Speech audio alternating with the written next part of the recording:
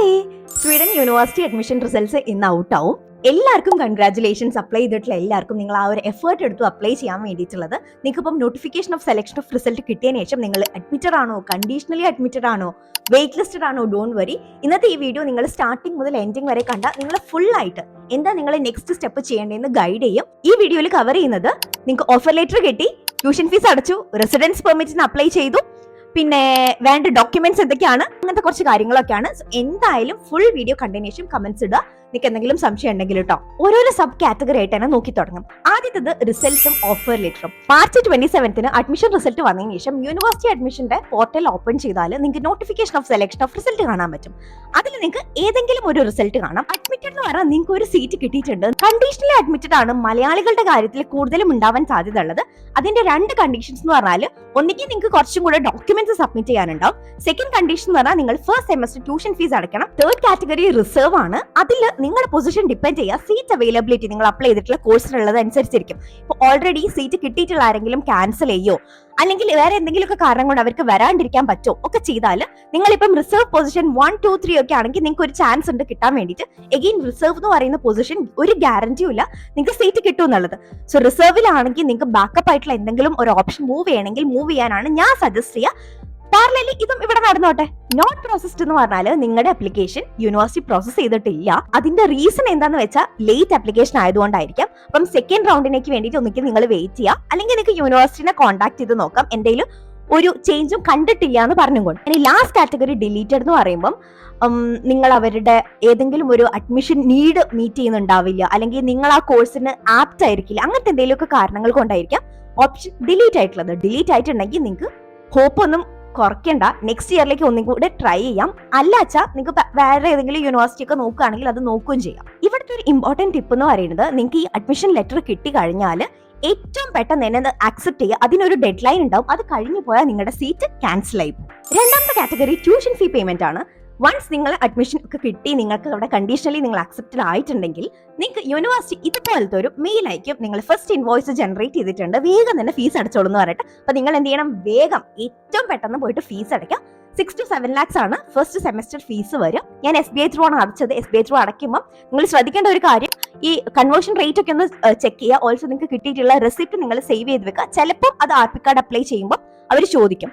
Also നിങ്ങൾക്ക് യൂണിവേഴ്സിറ്റിയിൽ നിന്ന് ഒരു കൺഫർമേഷൻ മെയിൽ വരും, നിങ്ങളുടെ ഫീസ് ഞങ്ങൾക്ക് കിട്ടി എന്ന് പറഞ്ഞിട്ട്. അടുത്ത സ്റ്റെപ്പാണ് റെസിഡൻസ് പെർമിറ്റ് അപ്ലൈ ചെയ്യുക. ഇതാണ് ഏറ്റവും ഇമ്പോർട്ടന്റ് ആയിട്ടുള്ള സ്റ്റെപ്പ്. ട്യൂഷൻ ഫീസ് അടച്ചതിന്റെ കൺഫർമേഷൻ മെയിൽ കിട്ടിയാൽ പെട്ടെന്ന് തന്നെ നിങ്ങൾ റെസിഡൻസ് പെർമിറ്റിന് അപ്ലൈ ചെയ്യാം. നിങ്ങൾക്ക് 1 year വിസ കിട്ടും, അല്ലെങ്കിൽ 2 year വിസ കിട്ടും. 1 year വിസ എന്ന് പറയുമ്പോൾ മോസ്റ്റ്ലി 13 months വിസയാണ് കിട്ടുക. 2 year വിസ എന്ന് പറഞ്ഞാൽ 24 monthsലേക്കുള്ള വിസയാണ് നിങ്ങൾക്ക് കിട്ടുക. ഞാൻ വന്ന വർഷം ലുണ്ട് യൂണിവേഴ്സിറ്റിക്ക് 1 കൊല്ലത്തേക്കുള്ള വിസയെ കൊടുക്കുന്നുണ്ടായുള്ളൂ. കഴിഞ്ഞ വർഷം ചില യൂണിവേഴ്സിറ്റീസ് 2 കൊല്ലത്തേക്കുള്ള വിസ ഓപ്പൺ ചെയ്തു. ഈ വർഷം മുതൽ മോസ്റ്റ്ലി എല്ലാ യൂണിവേഴ്സിറ്റീസും 2 year വിസ കൊടുക്കുന്നുണ്ട്. നിങ്ങൾക്ക് മൈഗ്രേഷൻസ് വെക്കറ്റിന്റെ വെബ്സൈറ്റ് നോക്കിയാൽ ഏതൊക്കെ യൂണിവേഴ്സിറ്റിയിലേക്കാണെങ്കിലും നിങ്ങൾക്ക് 2 year വിസയ്ക്ക് അപ്ലൈ ചെയ്യാമെന്ന് നോക്കാൻ പറ്റും. ഞാൻ സജസ്റ്റ് ചെയ്യുക പേഴ്സണലി 2 year വിസയ്ക്ക് വെക്കാനുള്ള ഫണ്ട് നിങ്ങളുടെ കയ്യിലുണ്ടെങ്കിൽ ഗോ വിത്ത് 2 year വിസ തന്നെ.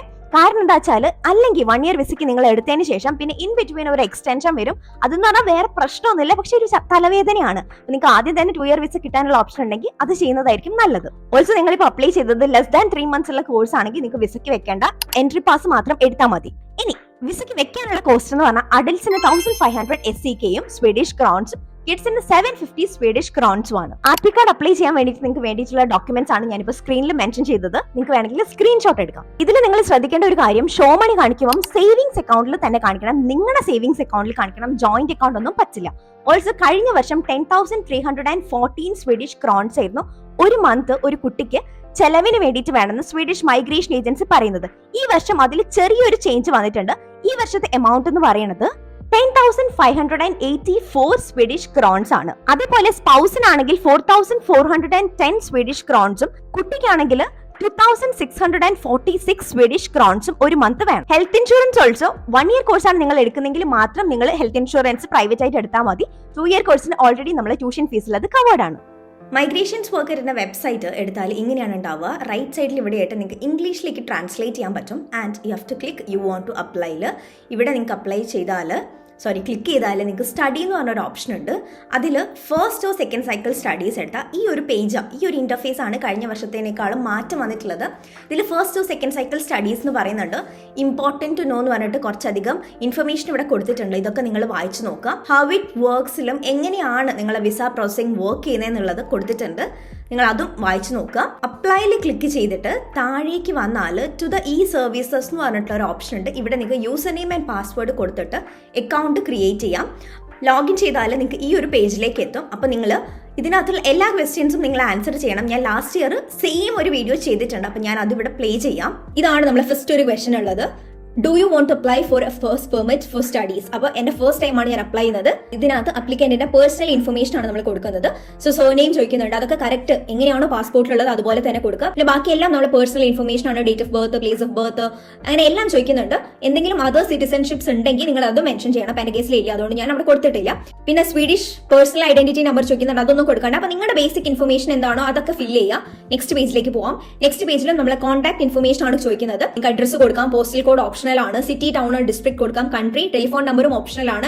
ഇമെയിൽ എൻ്റെ ഓൾറെഡി ഞാൻ ഇവിടെ കൊടുത്തിട്ടുണ്ട്. അടുത്ത പേജ് എന്ന് പറയുന്നത് ട്രാവൽ ഡോക്യുമെന്റ് ആണ്. സോ നമ്മുടെ കയ്യിൽ ഒരു വാലിഡ് പാസ്പോർട്ട് ഉണ്ടോ എന്നാണ് ചോദിക്കുന്നത്. യെസ് കൊടുക്കണം. ആൻഡ് നെക്സ്റ്റ് പേജ് എന്ന് പറയുന്നത് ട്രാവൽ ഡോക്യുമെന്റിനെ പറ്റി തന്നെയാണ്. നമ്മുടെ ടൈപ്പ് ഓഫ് ട്രാവൽ ഡോക്യുമെന്റ് ആണ് ചോദിക്കുന്നത്. അത് നാഷണൽ പാസ്പോർട്ട് ആണ് ഇന്ത്യൻസിന്. സോ നമുക്ക് അത് കൊടുത്തിട്ട് ക്ലിക്ക് ചെയ്യാം. പിന്നെ ഇതിനകത്ത് പാസ്പോർട്ട് നമ്പർ ചോദിക്കുന്നുണ്ട്, which country issued the passport ചോദിക്കുന്നുണ്ട്, when was the passport issued, അതൊക്കെ നമ്മുടെ പാസ്പോർട്ടിന്റെ ഫസ്റ്റ് പേജിൽ ഉണ്ടാവും.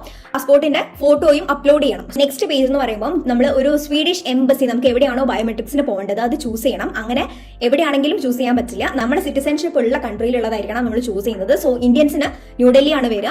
സോ നമുക്ക് ഇങ്ങനെ താഴേക്ക് പോയാൽ കണ്ടോ, ഇന്ത്യ ന്യൂഡൽഹി എന്നുള്ള ഓപ്ഷൻ കൊടുക്കാൻ പറ്റും. ഇൻ കേസ് നിങ്ങൾ വേറൊരു രാജ്യത്താണ് ഇപ്പോൾ താമസിക്കണമെന്ന് വെച്ചാൽ അവിടെ നിങ്ങൾക്ക് ഒരു ആർ പി കാർഡ് ഓൾറെഡി ഉണ്ടെങ്കിൽ നിങ്ങൾക്ക് ആ ഒരു രാജ്യത്തിന്റെ എംബസിയും ചൂസ് ചെയ്യാം. സോ നെക്സ്റ്റ് പേജിലേക്ക് പോയാൽ have you previously applied for permission to visit or stay in Sweden? No ആയിരിക്കും. നമ്മുടെ കേസിൽ നോ ആയിരിക്കും. ഇൻ കേസ് നിങ്ങൾ അപ്ലൈ ചെയ്തിട്ടുണ്ടെങ്കിൽ യെസ് കൊടുക്കുക. So you have a valid residence permit in country other than your home country. എന്റെ കേസിൽ no ആണ്. Have you visited any other country in Schengen area എന്ന് ചോദിക്കുന്നുണ്ട്. ഉണ്ടെങ്കിൽ ഉണ്ടെന്ന് പറയാം, ഇല്ലെങ്കിൽ ഇല്ലാന്ന് പറയാം. ആർ യു ഇൻ സ്വീഡൻ ചോദിക്കുന്നുണ്ട്, അത് നോ ആയിരിക്കും. പിന്നെയെന്ന് പറഞ്ഞാൽ നെക്സ്റ്റ് പേജിൽ enter the period that you want to apply for a residence permit for studies എന്നാണ് ചോദിക്കുന്നത്. സോ എപ്പോഴും സ്വീഡനിലുള്ള യൂണിവേഴ്സിറ്റീസ് ക്ലാസ് സ്റ്റാർട്ട് ചെയ്യുക ഓഗസ്റ്റിലാണ്. ഓഗസ്റ്റ് 15 ഒക്കെയാണ് ഉണ്ടാവാറ്. അപ്പം നിങ്ങൾക്ക് 15 കൊടുത്താലും എന്ന് വെച്ചാൽ ഓഗസ്റ്റ് 15 ക്ലാസ് സ്റ്റാർട്ട് ചെയ്യുന്നത് കൊടുത്താലും അധികവും ഓഗസ്റ്റ് 1 മുതലുള്ള റെസിഡൻസ് പെർമിറ്റ് കിട്ടും. നെക്സ്റ്റ് പേജ് എന്ന് പറഞ്ഞാൽ ഐ എം അപ്ലൈയിങ് ആസ് നിങ്ങളുടെ ഫസ്റ്റ് ഓപ്ഷൻ ആണ് വരിക. യൂണിവേഴ്സിറ്റി അല്ലെങ്കിൽ യൂണിവേഴ്സിറ്റി കോളേജ്, അണ്ടർ ഗ്രാജുവേറ്റ് അല്ലെങ്കിൽ മാസ്റ്റേഴ്സ് ലെവൽ എന്ന് വെച്ചാൽ ബാച്ചിലേഴ്സോ മാസ്റ്റേഴ്സോ ആണെങ്കിൽ ഫസ്റ്റ് ഓപ്ഷൻ ആണ് വരിക. ടൈപ്പ് ഓഫ് സ്റ്റഡീസ് ആണ്, അത് യൂണിവേഴ്സിറ്റി പ്രോഗ്രാം ഓർ കോഴ്സസ് ആണ്. നിങ്ങൾ എന്ത് ടൈപ്പ് ഓഫ് എഡ്യൂക്കേഷൻ ആണെന്നുള്ളതാണ്. അതിവിടെ ആഡ് കൊടുത്താൽ നിങ്ങൾക്ക് കുറച്ച് ക്വസ്റ്റ്യൻസ് വരും. അത് ആൻസർ ചെയ്യും. സിമ്പിൾ ആണ്. Are you admitted to distance learning? No ആയിരിക്കും most of the case. Have you paid the tuition fees എന്ന് ചോദിക്കുന്നുണ്ട്. യെസ് കൊടുക്കുക. നിങ്ങൾ ട്യൂഷൻ ഫീസ് അടച്ചിട്ടുണ്ടാവണം. How many higher education credits is you course programme എന്ന് ചോദിക്കുന്നുണ്ട്. 2 ഇയർ കോഴ്സ് എപ്പോഴും 120 credits ആയിരിക്കും. അപ്പോൾ അതാണെങ്കിൽ അങ്ങനെ കൊടുക്കുക. അപ്പോൾ 1 ഇയർ ആണെങ്കിൽ 60 ക്രെഡിറ്റ്സ് ആയിരിക്കും. അപ്പോൾ നിങ്ങൾക്ക് ഇവിടെ നിങ്ങൾ എടുത്തിട്ടുള്ള കോഴ്സിന്റെ പേര് കൊടുക്കാം. നിങ്ങൾ യൂണിവേഴ്സിറ്റി ഇവിടെ കൊടുക്കാം. അപ്പോൾ എൻ്റെ കേസിൽ ലുണ്ട് യൂണിവേഴ്സിറ്റി ആണ്. ഞാൻ ലുണ്ട് യൂണിവേഴ്സിറ്റി കൊടുത്തു. ആക്സെപ്റ്റൻസ് ലെറ്റർ എന്ന് വെച്ചാൽ അഡ്മിറ്റഡ് NSR ഇവിടെ കൊടുക്കണം കേട്ടോ. ഞാൻ നോക്കട്ടെ നെക്സ്റ്റ് അടിച്ചാൽ പോവുമെന്ന്. യെസ്, ഇപ്പൊ പോയിട്ടുണ്ട്. ഇതൊക്കെയാണ് ഓട്ടോമാറ്റിക്കലി നമ്മുടെ അപ്ലിക്കന്റിന്റെ പോസ്റ്റൽ കോഡ് അതൊക്കെ ഇവിടെ വന്നു. നമ്മൾ എഡ്യൂക്കേഷൻ നമ്മൾ അപ്ലൈ ചെയ്തിട്ടുള്ള സ്ഥലമൊക്കെ ബേസ് ചെയ്തിട്ടാണ് വന്നിട്ടുള്ളത്. വേറെ എന്തെങ്കിലും ആഡ് ചെയ്യാനുണ്ടെങ്കിൽ നെക്സ്റ്റ് പേജിൽ നമുക്ക് ആഡ് ചെയ്യാം. വേറെ ഏതെങ്കിലും കോഴ്സിന്റെ ഒക്കെ ഡീറ്റെയിൽസ് ഉണ്ടെങ്കിൽ എന്റെ കേസിൽ അതൊന്നുമില്ല. നിങ്ങളുടെ കേസിൽ മിക്കവാറും ഉണ്ടാവില്ല. കാരണം നമ്മൾക്ക് ഒരു കോഴ്സിനല്ലേ വരുന്നത്. നിങ്ങൾ എന്തിനാണ് ഈ കോഴ്സ് എടുത്തതെന്നുള്ള മോട്ടിവേറ്റ് ചെയ്യാൻ വേണ്ടിയിട്ടുള്ള എന്തെങ്കിലും ഒരു സാധനം നിങ്ങൾക്ക് എഴുതാം. എന്തെങ്കിലും ഓക്യുപ്പേഷൻ ഉണ്ടെങ്കിൽ അത് നിങ്ങൾക്ക് ഇവിടെ ടൈപ്പ് ചെയ്യാം. ഇല്ലെങ്കിൽ കുഴപ്പമില്ല. Add information about your previous education ചോദിക്കുന്നുണ്ട്. അത് ആഡ് ചെയ്യാം. കുസാറ്റ് കൊടുക്കുകയാണ്, എഞ്ചിനീയറിംഗ് കൊടുക്കുകയാണ്. ഓക്കെ, അതൊക്കെ കൊടുത്തിട്ട് നിങ്ങൾക്ക് അതൊക്കെ ബേസിക് ആയിട്ടുള്ള കാര്യമാണ്. എന്തെങ്കിലും വർക്ക് എക്സ്പീരിയൻസ് ഉണ്ടെങ്കിൽ ഓപ്ഷനിലാണ്, അത് കൊടുക്കാം. നിങ്ങൾക്ക് എന്തെങ്കിലും സ്കോളർഷിപ്പ് ഉണ്ടെങ്കിൽ കൊടുക്കാം. എന്റെ കേസിൽ ഉണ്ടായിരുന്നില്ല, അപ്പൊ അത് കൊടുക്കാം. ബാങ്ക് സ്റ്റേറ്റ്മെന്റ് ഇവിടെയാണ് കാണിക്കേണ്ടത്. ഇതെനിക്ക് തോന്നുന്നു bank statement. Yes, bank statement വെക്കണം. നമ്മൾ ഓൺ ബാങ്ക് അസെറ്റ്സ് ആണെങ്കിൽ അങ്ങനെ ചെയ്യാം. അല്ലെങ്കിൽ സ്കോളർഷിപ്പ് ഉണ്ടോ, സ്പോൺസർ ഉണ്ടോ, സ്റ്റുഡന്റ് ഗ്രാന്റ് ഉണ്ടോ, എന്താണെങ്കിലും അതൊക്കെ അതിനനുസരിച്ച് കൊടുക്കാം. നമ്മൾ സബ്മിറ്റ് ചെയ്യുന്ന എമൗണ്ട് എത്രയാണെങ്കിലും അത് ഇവിടെ ടൈപ്പ് ചെയ്യാം. സോ എന്നിട്ട് അത് ഞാൻ SCKലാണ് ഇപ്പൊ കൊടുക്കുന്നത്. അത്രയും പൈസയാണ് ഞാൻ സബ്മിറ്റ് ചെയ്തിട്ടുള്ളതെന്നാണ് ഞാൻ കാണിക്കുന്നത്. അത് നിങ്ങൾക്ക് എത്ര കാലത്തേക്കുള്ള ഫണ്ടാണ് നിങ്ങൾ വെച്ചത് അതിനനുസരിച്ച് അത് മാറ്റം വരും കേട്ടോ. പിന്നെ ബാങ്കിൽ നിന്ന്, നമ്മളെ ബാങ്കിൽ നിന്ന്, നാട്ടിലെ ബാങ്കിൽ നിന്ന് അത്രയും പൈസ അതിനകത്ത് ഉണ്ടെന്ന് കാണിക്കുന്ന ഒരു സ്റ്റേറ്റ്മെന്റ് അത് അവർ തരും. ഓക്കെ, ബാങ്ക് അസെറ്റ് അതൊക്കെ കഴിഞ്ഞു. Next, will the organizer of your education or an organization working for international exchange be responsible for the cost of your food during your stay in Sweden? No. Okay, അത് കഴിഞ്ഞിട്ടുള്ള next page എന്ന് പറഞ്ഞാൽ no ആണ്. ഇതും same question തന്നെയാണ്. No. നിങ്ങൾക്ക് spouse ഉണ്ടെങ്കിൽ ഇവിടെ യെസ് കൊടുത്താൽ അതിനനുസരിച്ച് മുന്നോട്ട് പ്രൊസീഡ് ചെയ്യാം. ഇപ്പൊ നോ ആണെങ്കിൽ നോ കൊടുക്കാം. നോ. ഓക്കെ, എന്തെങ്കിലും വേറെ എന്തെങ്കിലും ഇൻഫർമേഷൻ ഇവിടെ ആഡ് ചെയ്യാനുണ്ടെങ്കിൽ നിങ്ങൾക്ക് ആഡ് ചെയ്യാം. അതൊക്കെ കഴിഞ്ഞ് നെക്സ്റ്റ് പേജിൽ എത്തിയാൽ നിങ്ങൾക്ക് ഓക്കെ നിങ്ങളുടെ ഫുൾ ഡീറ്റെയിൽസ് ഇവിടെ കിട്ടും. എന്തെങ്കിലും കാര്യം എഡിറ്റ് ചെയ്യാനുണ്ടെങ്കിൽ നിങ്ങൾക്ക് ഇപ്പം എന്റെ പേരിൽ എന്തെങ്കിലും സ്പെല്ലിംഗ് മിസ്റ്റേക്ക് ഉണ്ടെങ്കിൽ എനിക്ക് ഇവിടെ എഡിറ്റ് ചെയ്യാൻ പറ്റും. എല്ലാ ഡീറ്റെയിൽസും നമുക്ക് ഇങ്ങനെ നോക്കാം. ഈ ഒരു ഞാൻ പാസ്പോർട്ടിന്റെ ഫോട്ടോ അറ്റാച്ച് ചെയ്യാത്തതുകൊണ്ടാണ് ഇവിടെ റെഡ് കാണിക്കുന്നത്. ഈ റെഡും കൂടെ നിങ്ങൾ ചെയ്യുമ്പോൾ എല്ലാം അറ്റാച്ച് ചെയ്യാം. ഇതിന്റെ ലാസ്റ്റ് സ്റ്റെപ്പായിട്ട് നിങ്ങൾ വിസ ഫീ അടയ്ക്കേണ്ടത് ഞാൻ നേരത്തെ പറഞ്ഞിട്ടുള്ള 1500 SEK. അത് കഴിഞ്ഞ് നിങ്ങൾക്ക് ഒരു കൺഫർമേഷൻ ഇമെയിൽ വരും. ആൻഡ് ദെൻ അവർ നിങ്ങളെ വിസ പ്രോസസിംഗ് സ്റ്റാർട്ട് ചെയ്യും. ഇൻ കേസ് എന്തെങ്കിലും ഡോക്യുമെന്റ്സ് മിസ് ചെയ്യുന്നുണ്ടെങ്കിൽ അവർ നിങ്ങളെ ഇമെയിൽ ത്രൂ കോൺടാക്ട് ചെയ്യും. എപ്പോഴും ഇമെയിലിൽ ഒന്ന് ചെക്ക് ചെയ്തുകൊണ്ടിരിക്കാം. അപ്പൊ നമ്മൾ മെയിൻ ആയിട്ടുള്ള പരിപാടികളൊക്കെ കഴിഞ്ഞു. ഇനി നിങ്ങൾക്ക് ചെയ്യാൻ പറ്റുന്ന കുറച്ച് കാര്യങ്ങളും കൂടെ ഞാൻ പറഞ്ഞുതരാം. യൂണിവേഴ്സിറ്റി ഏതാണെന്നും ആ സ്ഥലവും കൺഫേം ആയ സ്ഥിതിക്ക് നിങ്ങൾക്ക് അക്കോമഡേഷൻ ഹണ്ട് സ്റ്റാർട്ട് ചെയ്യാം. ചിലപ്പോൾ യൂണിവേഴ്സിറ്റീസ് അക്കോമഡേഷൻ പ്രൊവൈഡ് ചെയ്യുന്നുണ്ടാവും. അതല്ലാണ്ട് പ്രൈവറ്റ് ആയിട്ട് അക്കോമഡേഷൻ പ്രൊവൈഡ് ചെയ്യുന്ന ആൾക്കാരുണ്ടാവും.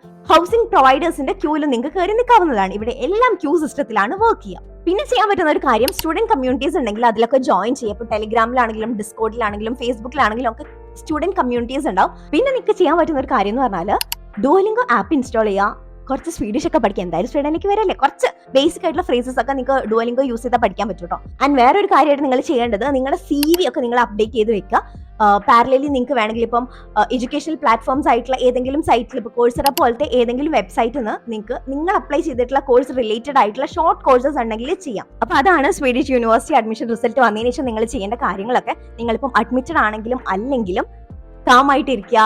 നിങ്ങൾക്ക് എന്തായാലും ഇതല്ലെങ്കിൽ വേറെ ഒന്ന് എന്തായാലും നല്ലത് നടക്കും. ഓൾസോ നിങ്ങൾ അഡ്മിറ്റഡ് ആണെങ്കിൽ സ്റ്റാർട്ട് ഏർലി.